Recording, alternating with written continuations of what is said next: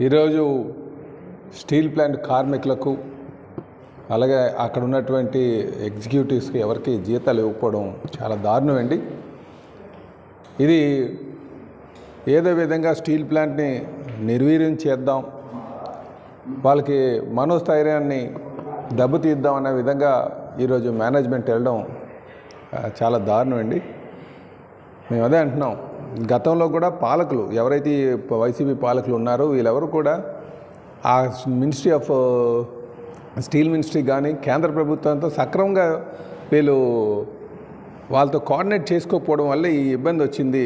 Political leader అన్న వాళ్ళు ఎలా ఉండాలంటే ఎక్కడైనా ప్లాంట్కి ఇబ్బంది వస్తే ఆ ఇబ్బందుల్ని కేంద్ర మంత్రితో స్టీల్ మినిస్ట్రీతో మాట్లాడి అవన్నీ సర్ది చేయాల్సినటువంటి బాధ్యత వాళ్ళ మీద ఉంటుంది. కానీ ఇది గడిచిన 5 సంవత్సరాలుగా ఇలాంటి పని చేయకపోవడం వల్ల ఈ ఇబ్బందులు ఏదో వచ్చినట్టుగా నాకు అనిపిస్తుందండి. ఖచ్చితంగా రేపు ప్రభుత్వం మారుతుంది.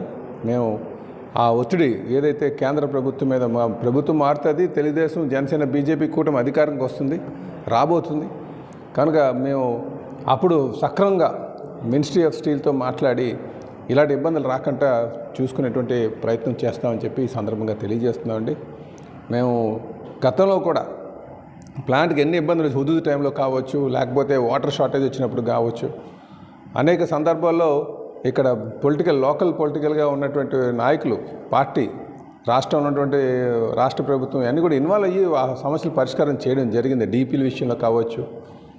కనుక ఎప్పుడు కూడా గెలిచినటువంటి అధికారంలో ఉన్నటువంటి వారు ఎప్పుడు ఇలాంటి ఇబ్బందులు వచ్చినప్పుడు ఆ రంగంలో దిగి అవన్నీ సర్ది చెప్పాల్సినటువంటి బాధ్యత మరి పొలిటికల్ లీడర్స్ మీద ఉన్నదన్న విషయం గమనించాలి అందరూ కూడా అని చెప్పి ఈ సందర్భంగా తెలియజేస్తున్నాను. రేపు కూటమి అధికారంకి వస్తుంది. ఈ ప్లాంట్లో ఏదైతే ఇబ్బందులు ఉన్నాయో ఆ ఇబ్బందులన్నీ కూడా అధిగమించి మళ్ళీ లాభాల బాటలో వచ్చేటట్టుగా మేము చేస్తామని